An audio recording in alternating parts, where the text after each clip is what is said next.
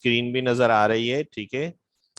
मैं सबसे पहले जरा डेफिनेशन को रिव्यू कर दूं आपके सामने एक दफा फिर से, ठीक है। तो फिर हम लोग इसको चलते हैं, ठीक है। स्क्रीन नजर आ रही होगी आप सबको। सबसे पहले जो हम टॉपिक पढ़ते हैं जॉब ऑर्डर कॉस्टिंग, ठीक है। हमें सबसे पहले इसको समझना पड़ेगा, ठीक है, कि जॉब ऑर्डर कॉस्टिंग है क्या। और कॉस्ट अकाउंटिंग आपको पता है, आप लोग पढ़ लें, एक एडवांस अकाउंटिंग, एक कॉस्ट अकाउंटिंग, ठीक है। कॉस्ट अकाउंटिंग बहुत इंपॉर्टेंट रोल प्ले करती है। ये नहीं मैं कहता कि आपकी किसी ऑर्गेनाइजेशन, मैं कंट्री वाइज की बात करता हूँ, कंट्री वाइज में भी आपको कॉस्ट अकाउंटिंग बहुत इंपॉर्टेंट रोल प्ले करती है, ठीक है। जॉब ऑर्डर कॉस्टिंग क्या है जी? Job order costing is a system that take place when customer order small unique batches of the product. यानी इसका मतलब ये है कि जॉब ऑर्डर का मतलब ये है कि किसी पर्टिकुलर, किसी यूनिक, कोई डिफरेंट, कोई कस्टमर की रिक्वेस्ट के ऊपर, कोई कस्टमर की जिसे कहते हैं विश के ऊपर, ठीक है, आपने किसी भी जॉब को कंप्लीट करना। जॉब को कंप्लीट का मतलब किसी काम को कंप्लीट करना, ठीक है। जैसे मिसाल के तौर पर हर एक जो कस्टमर है उसकी अलग अलग डिमांड्स होती हैं, ठीक है जी। हमें इस टाइप का, सपोज हम मोबाइल की बात करते हैं तो इस टाइप का हमें मोबाइल चाहिए होगा, उसमें ये कॉन्फ़िगरेशंस होनी चाहिए, उतनी इसमें इतनी स्पीड्स होनी चाहिए, उसमें ग्लास कौन सा लगा होना चाहिए, ठीक है। लैपटॉप्स की बात करते हैं तो लैपटॉप्स में डिफरेंट टाइप्स के जिसे कहते हैं कंपनीज के ऑर्डर होते हैं अकॉर्डिंग टू देयर कस्टमर। यानी कस्टमर ने उनको समझाया होता है या उन्होंने सर्वे करके ये पता किया हुआ होता है जी कि हमारे कस्टमर्स को हमारी प्रोडक्ट के अंदर किस किस चीज की ज्यादा जरूरत होती है, ठीक है। तो ये हमारे पास जिसे कहते हैं कॉस्ट अकाउंटिंग होती है। अब कॉस्ट अकाउंटिंग में क्या है देखें, अब जैसे मिसाल के तौर पर हम पानी की बात करते हैं, तो अब आपको पता है बहुत सारी कंपनी है, नेस्ले भी है, एक्वेफिना भी है, ठीक है, और बहुत सारी कंपनीज हैं, ठीक है। तो हमारे पास क्या है कि हमारे पास ये सारी कंपनीज हैं। अब इन लोगों ने क्या किया हुआ है कि अपने अपने कस्टमर की जो डिमांड्स हैं उनके मुताबिक अपनी चीजों को बनाया जाता है, ठीक है। प्रोडक्ट्स को नजर आ रहा होगा हमारे पास कि प्रोडक्ट्स बनाए जाते हैं, यूनिक बैचेस ऑफ प्रोडक्ट। यानी जिस टाइप का आपको जिसे कहते हैं कि चाहिए कस्टमर के हिसाब से। मेरी आवाज आ रही है आप लोग को?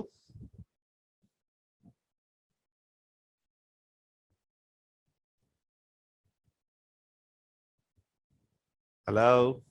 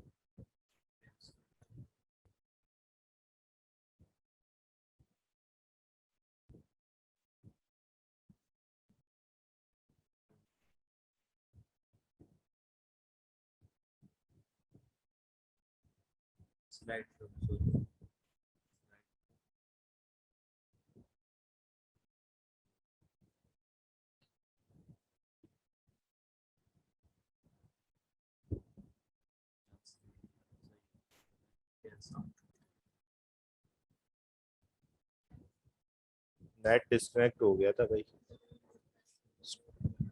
वीडियो शुरू कर।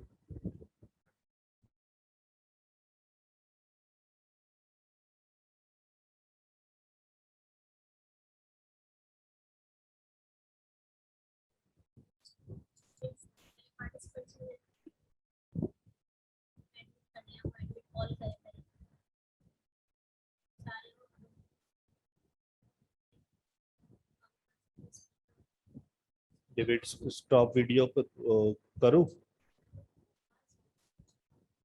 अच्छा।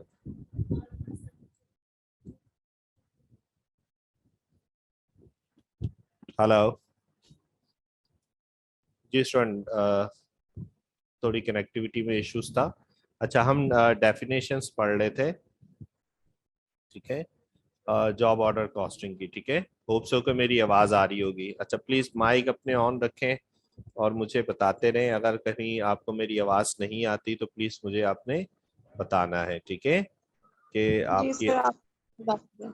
अच्छा ठीक है, तो बेटा हम डिस्कस कर रहे थे जॉब ऑर्डर कॉस्टिंग को। ठीक है, कि जॉब ऑर्डर कॉस्टिंग जो है हमारे पास क्या है। ठीक है, तो मैंने आपको ये बताया था बेटा कि जॉब ऑर्डर कॉस्टिंग का मतलब क्या होता है। जॉब से मतलब ये होता है कि किसी पर्टिकुलर चीज को कंप्लीट करना, किसी पर्टिकुलर जॉब को कंप्लीट करना। ठीक है, ये हमारे पास जॉब का मतलब होता है। तो हम डिस्कस कर रहे थे कि भाई ये जो हमारे पास जॉब ऑर्डर कॉस्टिंग है, इसका मतलब क्या है। System that take place when customer order small unique batches of the product. ठीक है, तो हमारे पास क्या चीज है, ये हमारे पास ये होता है कि आपने जॉब, किसी पर्टिकुलर जॉब को कंप्लीट करना। मतलब ऐसा नहीं होता कि आम सी बात हो, जैसे जैसे चल रहा है, जैसे सपोज किसी ने चेयर्स बनवानी है, ठीक है, तो वो नॉर्मल जो चेयर्स होती हैं वैसे ही बनवा के लेके आ गए। ठीक है, बाद वक्त क्या होता है कि हर कंपनी, हर कस्टमर की रिक्वायरमेंट अलग होती है। तो इसका मतलब क्या होता है कि उसने जिसे कहते हैं अलग से जॉब को परफॉर्म करना होता है, यानी कंपनी वालों को अलग से बनाना है। लैपटॉप बनाने हैं, ठीक है, जैसे मिसाल के तौर पे आपने कि लास्ट टाइम सुना होगा कि पंजाब गवर्नमेंट ने प्राइम मिनिस्टर जो वो लैपटॉप स्कीम थी, तो उन्होंने जब लैपटॉप बनाए होंगे, उन्होंने अपनी जिसे कहते हैं कस्टमर को देखते हुए, यानी स्टूडेंट्स की देखते हुए, उन्होंने क्या करे थे, लैपटॉप बनाए थे। ठीक है, तो जॉब ऑर्डर का मतलब क्या होता है कि किसी पर्टिकुलर, किसी चीज को बनाना, ठीक है, यूनिक किस्म की चीजों को बनाना, प्रोडक्ट्स को बनाना अकॉर्डिंग टू कस्टमर डिमांड, यानी कस्टमर की जो डिमांड है वैसे बनाना। ठीक है, ओके जी, आगे चलते हैं। This system determines the price of the each individual products and ensure that the cost of each product is reasonable enough for a customer to purchase it while still allow the company to make a profit. अच्छा, अब इसमें क्या है कि जाहिर सी बात है, आपको पता है जब आप यूनिक किस्म की चीज बनाओगे या आप डिफरेंट किस्म की चीज बनाओगे तो उस हिसाब से उसकी प्राइस भी वैसे ही बढ़ती चली जाएगी। लेकिन इन्होंने यहाँ पे बताया कि ये सिस्टम में ऐसा है कि this system determine the price of each individual product. ऐसी बात है, आपने कोई प्रोडक्ट बनाया है तो हर एक जो प्रोडक्ट है उसकी जो प्राइस है वो डिटरमाइन की जाती है। ठीक है, लेकिन इस बात का ख्याल रखा जाता है, ठीक है, ensure that the cost of the each product is reasonable, यानी जो भी उसकी कॉस्ट है वो क्या हो, वो रीजनेबल हो। यानी ऐसा नहीं कि आपने पर्टिकुलर चीज बनाई तो उसकी प्राइस भी क्या हो गई है, बढ़ जाए। ऐसा सिचुएशन नहीं करनी। जाहिर सी बात है, अगर आप ऐसा करेंगे तो डेफिनेटली फिर आपका प्रोडक्ट तो सेल आउट नहीं होगा। तो आपने, जैसे आसान सी बात बताता हूँ कि हर एक कंपनी जो है, जैसे पानी की बोतल कह लें या शैम्पू की बोतल कह लो, ठीक है, इन सब की बॉटल्स को भी वो यूनिक बनाने की कोशिश करते हैं ताकि वो क्या कर सकें, अपने कस्टमर को अलग से डिटरमाइन। लेकिन इसका मतलब ये नहीं होता कि वो उतनी कॉस्ट बढ़ाते जाए। ठीक है, क्योंकि आपको पता है जो कस्टमर है उसको सबसे ज्यादा जो परेशानी होती है शायद क्वालिटी से इतनी ना हो, लेकिन जितनी ज्यादा उसको उसकी कॉस्ट से होती है। यानी जितनी ज्यादा जिसे कहते हैं कॉस्ट बढ़ती चली जाती है, वैसे वैसे कस्टमर क्या होते हैं, उससे डिसऑन होते रहते हैं। ठीक है, सो उसमें क्या करना होता है कि हमारे पास उन्होंने कहा है कि भाई आपके जो प्रोडक्ट्स हैं वो क्या होता है, ensure that the cost of the each product is reasonable enough for a customer to purchase it while it's allowing the company to make a profit, यानी साथ साथ क्या हो सके कि कंपनी भी क्या हो, उसकी प्रॉफिट कर सकती है। ठीक है, सो अब हम चलते हैं अपनी एक क्वेश्चंस की तरफ। ठीक है, आप लोगों को क्वेश्चन नजर आ रहा होगा, ठीक है, नजर आ रहा है आप लोग को क्वेश्चन यस स्क्रीन? सर, आ रहे। Okay ji, thank you. तो क्वेश्चन है हमारे पास। अच्छा, जॉब ऑर्डर कॉस्टिंग में क्या होता है, be noted, job order costing हमारे पास समझ लें कि 80% 80% समझ लें कि ये आपके एंट्रीज पे डिपेंड करता है। यानी जो आप लोगों ने लाइक फर्स्ट ईयर में एंट्रीज या पार्ट 1 में एंट्रीज पढ़ी हुई थी, जिन लोगों को थोड़ी सी एंट्रीज बनाने का कॉन्सेप्ट है, ठीक है, तो इसमें क्या होता है कि आपके 80% आपका जो क्वेश्चन का जो सोल्यूशन है वो आपकी एंट्रीज पे डिपेंड करेगा, ठीक है। 20% हो सकता है कि कैलकुलेशन हो, ठीक है। अच्छा, वो जो कैलकुलेशन है वो भी कैलकुलेशन किसके लिए कर रहे होते हैं? आप एंट्रीज बनाने के लिए ही कैलकुलेशन करते हैं, ठीक है।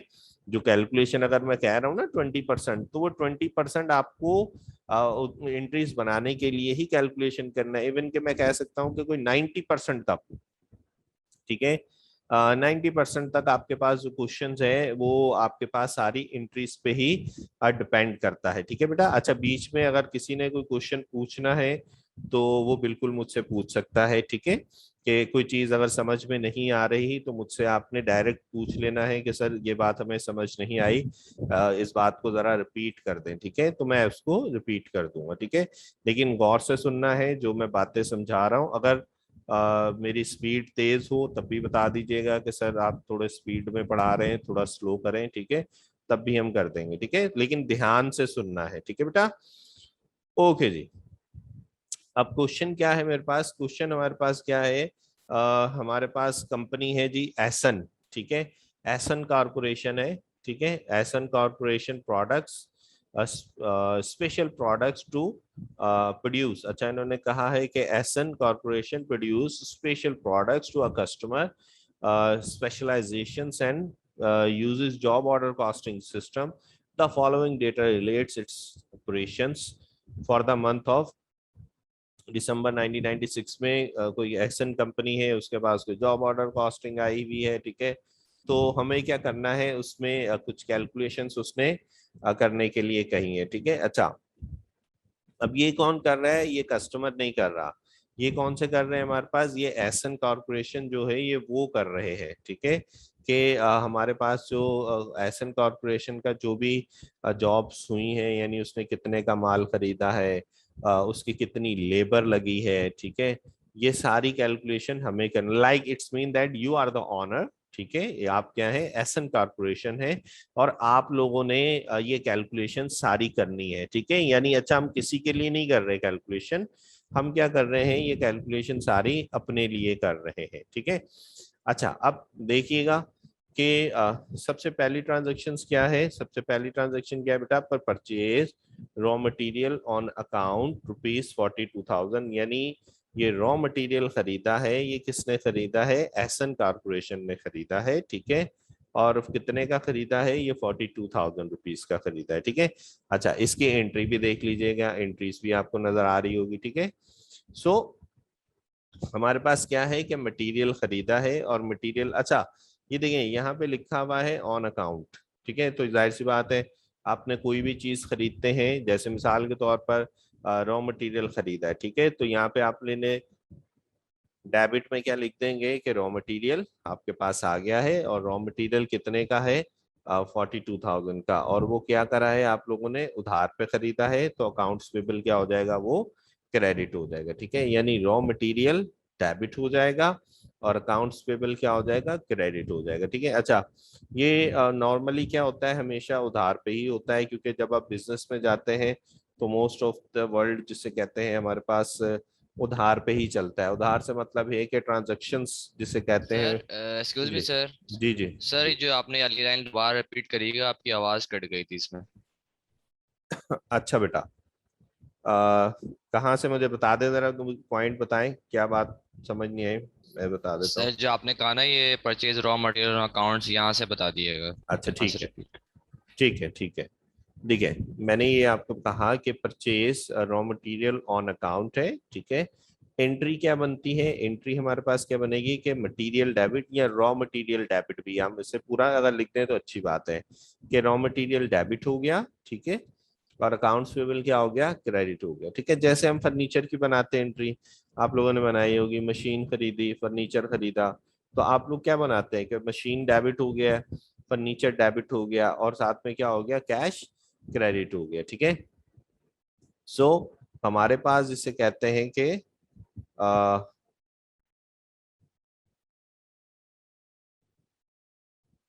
ओके जी, अब आपको मेरा पॉइंटर भी नजर आ रहा होगा रेड कलर का, ठीक है, पॉइंटर नजर आ रहा है ना सबको? अब आपको जरा और आसानी से समझ आ जाएगा, ठीक है। सो यहाँ पे देखिएगा कि ये क्या है मेरे पास, कि मटेरियल डेबिट है और अकाउंट्स पेबल क्रेडिट। अब मटेरियल डेबिट क्यों है भाई? जैसे हम लोग फर्नीचर खरीदते हैं, जैसे हम लोग मशीन खरीदते हैं, तो वो क्या हो जाता है मेरे पास, डेबिट हो जाता है, यानी एसेट है। जैसे मिसाल के तौर पर मटेरियल क्या है, एसेट है ना हमारे पास एक तरह से। उसने खरीदा, कितने में खरीदा जी? 42,000 में। तो मटेरियल मेरे पास यानी रॉ मटेरियल मेरे पास कितना हो गया, डेबिट हो गया, और अकाउंट्स पेबल क्या हो गया मेरे पास, क्रेडिट हो गया। अच्छा, कैश में नॉर्मली नहीं होती है एंट्री, ठीक है। मैंने अभी बता रहा था कि दुनिया में क्या होता है कि ट्रांजैक्शंस, ज्यादातर जो काम कारोबार होता है वो उधार पर ही होता है, यानी ज्यादा देर नहीं, मतलब एक हफ्ता, 2 हफ्ता, 3 हफ्ता, जिसकी जिस तरह से जिसके साथ सेटिंग बनी हुई है वो उस तरह से उसको कर देते हैं। ठीक हो गई बात? तो रॉ मटेरियल डेबिट और अकाउंट्स पेबल क्रेडिट हो गया, ठीक है जी। अच्छा जी, नेक्स्ट क्या है कि मेरे पास मटेरियल इशू हुआ है टू फैक्ट्री 33,000 का, of which 3,000 was 3,000 use was indirectly, ठीक है। अच्छा, अब इनडायरेक्टली क्या मतलब होता है? इनडायरेक्टली का मतलब ये होता है कि देखिए, सर ने बताया होगा कि जब आप कॉस्ट अकाउंटिंग पढ़ते हैं तो कॉस्ट अकाउंटिंग के अंदर जो है हमारे पास तीन चीजें होती हैं, ठीक है। अब तीन चीजें कौन सी हैं? तीन चीजें हमारे पास, एक तो रॉ मटेरियल होता है, फिर हमारे पास डायरेक्ट लेबर होता है, और फिर मेरे पास क्या होता है, फैक्ट्री ओवरहेड होता है, ठीक है। तो बी नोटेड के आप जब आप बात करते हैं इनडायरेक्ट की, ठीक है, तो इनडायरेक्ट का मतलब ये है कि ये फैक्ट्री ओवरहेड का पार्ट है, ठीक है।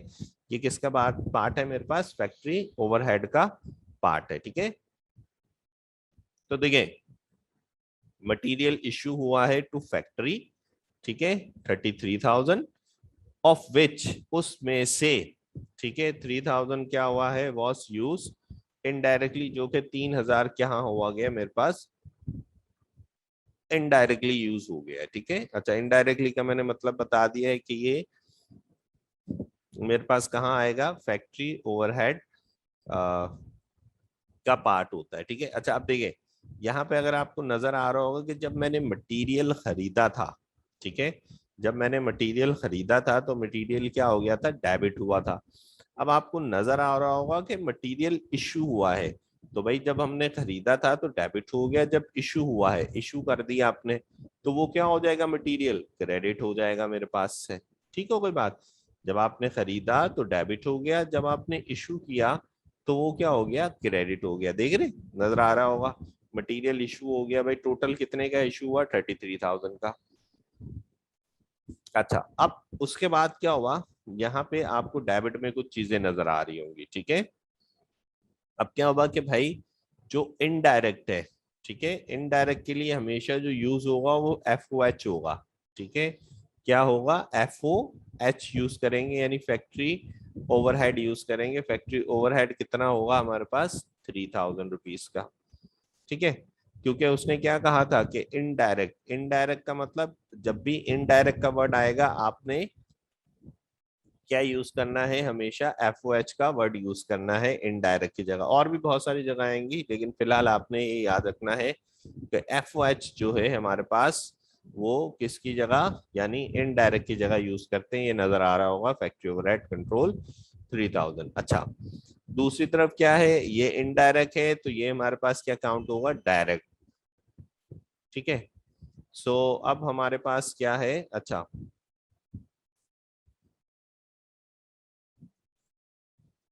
अब हम लोगों ने क्या करा कि हम लोगों ने इसको डायरेक्ट के लिए करा, तो डायरेक्ट के लिए क्या वर्ड यूज करेंगे हम लोग, WIP।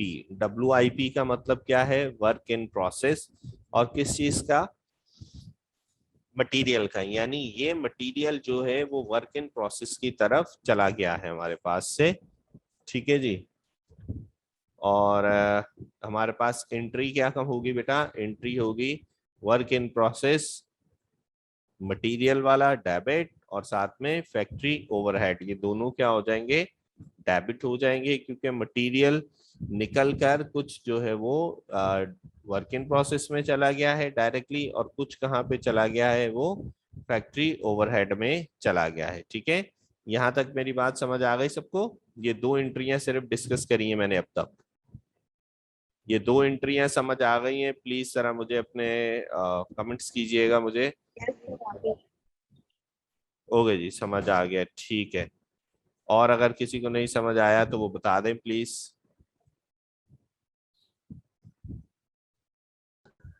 सर दूसरी एंट्री दोबारा बता दें। दोबारा मैं बता देता हूँ। दूसरी एंट्री हमारे पास, मैंने ये बताया सेकंड एंट्री में कि देखें, फर्स्ट एंट्री में क्या करा था? फर्स्ट एंट्री में हम लोगों ने मटेरियल खरीदा। जब मटेरियल खरीदा तो वो डेबिट हो गया था। सेकंड एंट्री में क्या करा है कि मटेरियल हम लोगों ने इशू किया है, ठीक है।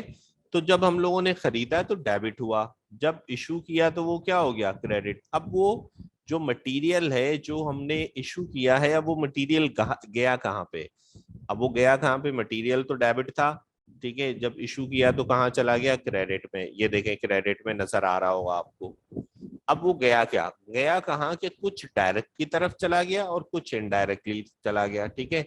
अभी मैं फिर आपको एक दिन और क्लास में जब लूंगा, ठीक है, तो इसमें क्या होगा कि आपको मैं समझाऊंगा कि डायरेक्ट और इनडायरेक्ट का चक्कर क्या है, डायरेक्टली और इनडायरेक्टली का मतलब क्या है। फिलहाल ये समझ लें कि अगर कहीं पे ये डायरेक्ट का वर्ड यूज किया गया है तो आप लोगों ने वर्ड उसकी जगह क्या यूज करना है? Work in process.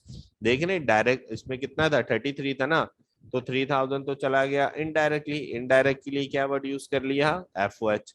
और डायरेक्ट ये है तो डायरेक्ट के लिए वर्ड क्या यूज करेंगे हम लोग? WIP। ये देखें मैंने लिखा हुआ है WIP। तो इस तरह करके हमारे पास कंप्लीट हो गई। डायरेक्टली 30,000 हो गया, सॉरी, डायरेक्टली क्या हो गया? 30,000 हो गया, और इनडायरेक्टली कितना हो गया मेरे पास से?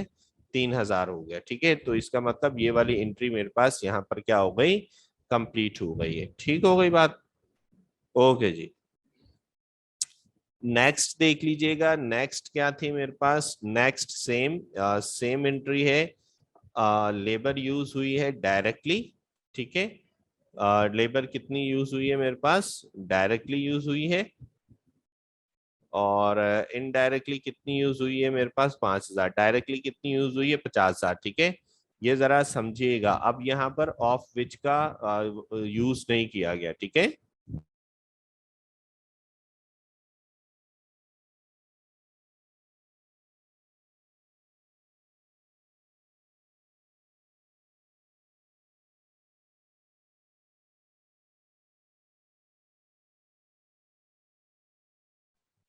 अच्छा जी, तो यहाँ पर आप लोगों ने लेबर यूज करा डायरेक्ट। अब देखें, डायरेक्ट के लिए या थर्ड में यूज नजर आ रहा होगा WIP, लेकिन WIP के साथ क्या नजर आ रहा होगा?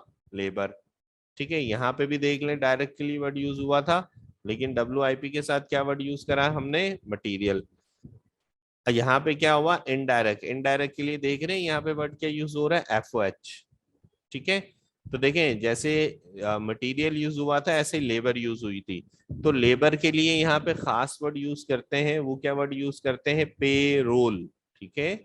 लेबर के लिए यानी लेबर लगी है, ठीक है। जैसे मटेरियल यहाँ पे लगा था ना, वैसे ही लेबर लगी है।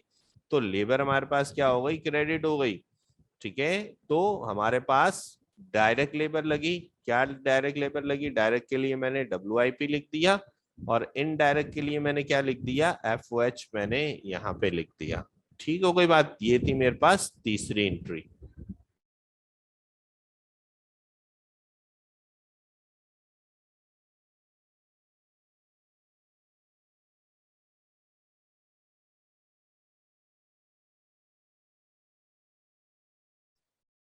ओके जी, चौथी एंट्री देखिएगा।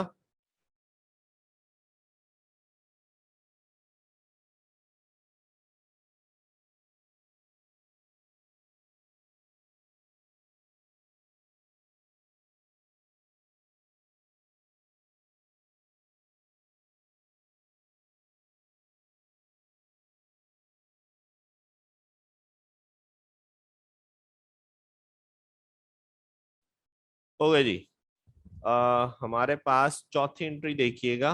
चौथी एंट्री, ठीक है। चौथी एंट्री क्या है मेरे पास? चौथी एंट्री है कि फैक्ट्री ओवरहेड कॉस्ट इनकर्ड हुई है, यानी सिर्फ जो एंट्री यानी जो खर्च हुआ है वो कहाँ खर्च हुआ है, सिर्फ फैक्ट्री ओवरहेड के ऊपर खर्च हुआ है, ठीक है। तो साफ इन्होंने कहा कि फैक्ट्री ओवरहेड कॉस्ट जो है वो कितनी है, 40,000 रुपए की। तो फैक्ट्री ओवरहेड के लिए हमने सिर्फ लिखा कि भाई फैक्ट्री ओवरहेड कंट्रोल, ठीक है, कितना है, 40,000, और साथ में उधार लिख दिया कितना। अच्छा ये देखें, मैंने अभी यहाँ पर देखिए कुछ वो आ नहीं रहा कि फैक्ट्री ओवरहेड कैश पे खर्च करना है, किस पे खर्च करना है, किस पे नहीं खर्च करना, ठीक है। तो फैक्ट्री ओवरहेड कॉस्ट जो है आ, जिसे कहते हैं वो कितनी थी, फैक्ट्री ओवरहेड मेरे पास 40,000 की, तो फैक्ट्री ओवरहेड डेबिट हो गया और साथ में अकाउंट्स पेबल क्रेडिट हो गया, क्योंकि ज्यादातर ताल्लुक किससे होता है, उधार से ही होता है।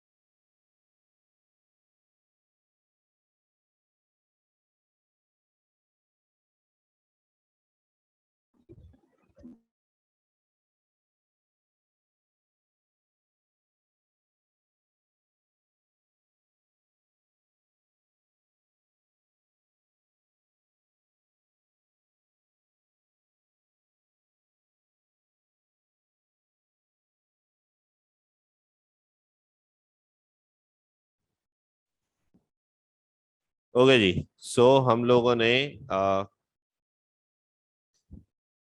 कर लिए थी, 4 एंट्रियां हम लोगों ने कर ली थी, ठीक है। होप सो के आप लोगों को ये एंट्री समझ में आ गई होंगी, ठीक है। ये समझ आ गई है 4 एंट्रियां आपको बेटा, आप लोगों को yes 4 sir. Entry, okay, good है, ठीक हो गई बात बेटा। अगर किसी को समझ नहीं आई तो वो बता दे हमें, ताकि मैं उसको रिपीट कर दूं, ठीक है। अच्छा हो, मोस्ट प्रोबेबली अभी क्योंकि हमारी क्लास इतनी ही होगी, ठीक है। अगर समझ लें कि हम डिस्कनेक्ट होते हैं तो फिर नेक्स्ट जब भी आपके सामने शेड्यूल होगी क्लास, आपको बता दिया जाएगा, ठीक है।